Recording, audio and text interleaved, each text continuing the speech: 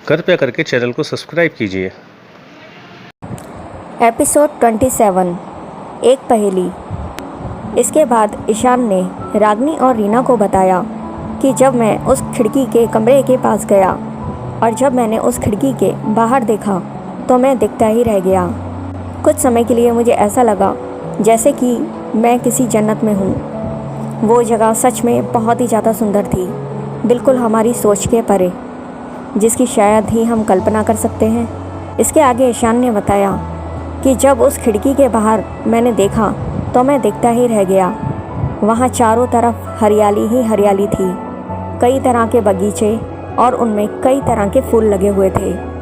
कुछ पेड़ों पर फल भी लगे हुए थे और हर तरफ बटरफ्लाई ही बटरफ्लाई उड़ रही थी और पंछी गा रहे थे जिनकी आवाज़ बहुत मधुर थी और वो चहचहा रहे थे।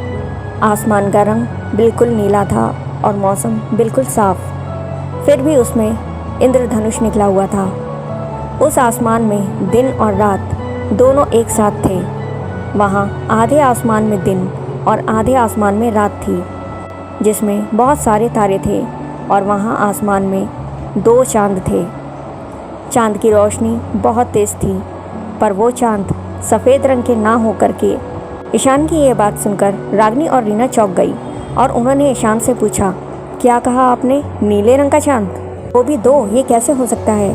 क्योंकि चांद तो एक ही होता है और चांद तो हमेशा सफ़ेद रंग का होता है। रागनी और रीना की इस बात पर ईशान थोड़ा हंसकर बोल पड़ा, वहाँ कुछ भी ऐसा हो सकता था।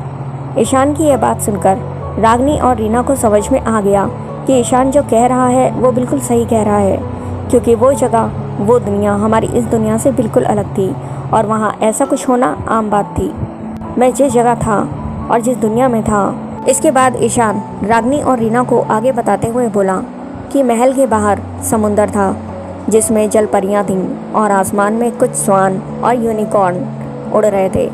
वो पूरा महल गोल्ड का बना हुआ था और सूरज की रोशनी उस महल की चमक को और भी ज़्यादा चमकदार बना रही थी। वहाँ कुछ छोटी छोटी परियाँ भी थीं और वहाँ के लोग हम लोगों से थोड़ा अलग थे। उनमें कुछ एंजल्स भी थे जिनके शरीर पर पंख लगे हुए थे और कुछ ऐसे लोग भी थे जिनका आधा शरीर इंसान का और आधा शरीर किसी जानवर के जैसा था। वहाँ की हवा बहुत ताज़ी, प्योर और साफ़ थी। वहाँ के पेड़ पौधे जब हवा से हिलते थे तो ऐसा लगता था कि जैसे कि वो हमसे बातें कर रहे हों। वहाँ कुछ पौधों में से एक सुरीला संगीत निकल रहा था, जैसे कि कोई इंस्ट्रूमेंट बज रहा हो। उसमें से निकलने वाली धुन बहुत ही सुरीली थी, जिसे सुनकर मैं तो उसमें खो सा गया था। तभी अचानक मुझे मेरे पीछे से किसी के आने की आहट सुनाई दी और कुछ देर बाद मुझे एक आवाज़ सुनाई दी, कैसे हो मिस्टर ईशान? अचानक यूँ अपना नाम सुनकर मैं चौंक गया। तभी मैंने अपने पीछे मुड़कर देखा तो वहाँ एक शख्स खड़ा हुआ था जिसके साथ कुछ नौकर भी थे और जिनके हाथों में खाने की चीज़ें थीं। वो शख्स काफ़ी लंबा चौड़ा था और बहुत ताकतवर भी लग रहा था और उसके चेहरे पर एक अलग ही तेज था और वो मुझे देखकर मुस्कुरा रहा था। उसके कपड़े किसी राजा के कपड़े लग रहे थे। वो शख्स एक राजा ही था। पहले तो मैं उस शख्स को देखकर चौंक गया, फिर मैंने सोचा शायद अब मुझे मेरे सारे सवालों का जवाब मिल जाएगा।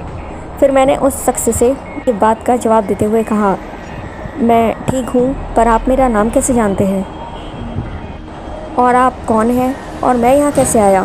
फिर उस शख्स ने अपने उन नौकरों को कुछ इशारा किया और वो नौकर खाने के सामान को लेकर वहीं टेबल पर रखकर उस कमरे से बाहर चले गए। मैंने एक बार फिर से उस शख्स से पूछा कि प्लीज़ मुझे बताइए कि आप मुझे कैसे जानते हैं। तब उस शख्स ने मुझसे कहा, पहले आप अपना नाश्ता कर लीजिए, उसके बाद हम आराम से बात करेंगे। फिर मैंने उस शख्स से कहा, मुझे पहले ये बताइए। नहीं, मुझे कोई नाश्ता नहीं करना। आप मुझे पहले मेरे सवालों के जवाब दीजिए। ये कौन सी जगह है और मैं यहाँ कैसे आया?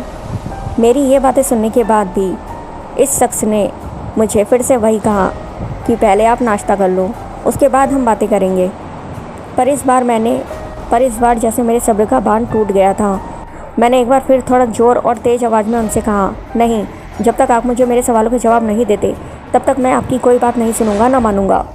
मेरी ये बात सुनकर वो शख्स थोड़ा गंभीर हो गया और मेरे पास आकर बोला, तुम बहुत ज़िद्दी हो। ठीक है, मैं तुम्हें सब कुछ बताता हूँ।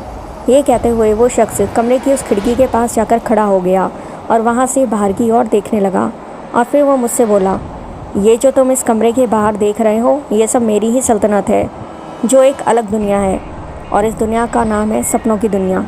ये सुनकर मैंने उससे पूछा, क्या कहा आपने? सपनों की दुनिया? ये कौन सी दुनिया है? उस शख्स की ये बात सुनकर मैं शॉक्ड रह गया। मैंने उससे कहा, प्रजा? तब उसने मुझसे कहा, हाँ प्रजा। उसने मुझे सपनों की दुनिया के बारे में सब कुछ बताया कि सपनों की दुनिया वो दुनिया है जिसके कारण ही लोगों को सपने आते हैं, और सपनों की दुनिया के लोग ही लोगों को दिखाई देने वाले सपनों को कंट्रोल करके रखते हैं, और यहीं के लोग ये डिसाइड करते हैं कि कौन से सपने लोगों को दिखाए जाएं और कौन से नहीं, क्योंकि लोगों के कुछ सपने उन पर हावी हो जाते हैं और कुछ सपने कभी कभी सच भी हो जाते हैं, और ये काम यहाँ के लोग करते हैं। ये सब मेरी प्रजा है और मैं इनका राजा, महाराजा आर्यन। उस शख्स की ये बात सुनकर कि वो एक राजा है, मेरे तो जैसे होश ही उड़ गए थे। मुझे समझ नहीं आ रहा था कि मैं अब आगे उनसे क्या कहूँ। फिर मैंने उनसे माफ़ी मांगते हुए कहा, मुझे माफ़ कर दीजिए महाराज, मुझे पता नहीं था आप राजा हैं। ईशान की इस बात पर महाराजा आर्यन ने उसे माफ़ करते हुए कहा, कोई बात नहीं, क्योंकि इसमें तुम्हारी कोई गलती नहीं है, क्योंकि तुम हमारे बारे में नहीं जानते और ना ही हमारी इस सपनों की दुनिया के बारे में जानते हो, लेकिन हम तुम्हारे बारे में सब कुछ जानते हैं मिस्टर ईशान। महाराजा आर्यन की ये बात सुनकर ईशान ने उससे पूछा, आप मुझे कैसे जानते हैं? हम तो कभी मिले भी नहीं हैं। ईशान की इस बात पर महाराजा आर्यन ने उससे कहा कि हम पृथ्वी के सभी लोगों के बारे में जानकारी रखते हैं और सबके बारे में जानते हैं। महाराजा आर्यन की ये बात सुनकर ईशान एक बार फिर से शॉक्ड हो गया। उसने कहा, क्या पृथ्वी के लोग? क्या कहा आपने? पृथ्वी के लोग? क्या ये दुनिया पृथ्वी में नहीं है? इस पर महाराजा आर्यन ने कहा, हाँ, ये दुनिया पृथ्वी पर नहीं है, बल्कि पृथ्वी के बाहर ऊपर ब्रह्मांड में है। महाराजा आर्यन की ये बात सुनकर ईशान को एक तेज झटका लगा और वो सोचने लगा कि ये तो कोई अलग ही पहेली है।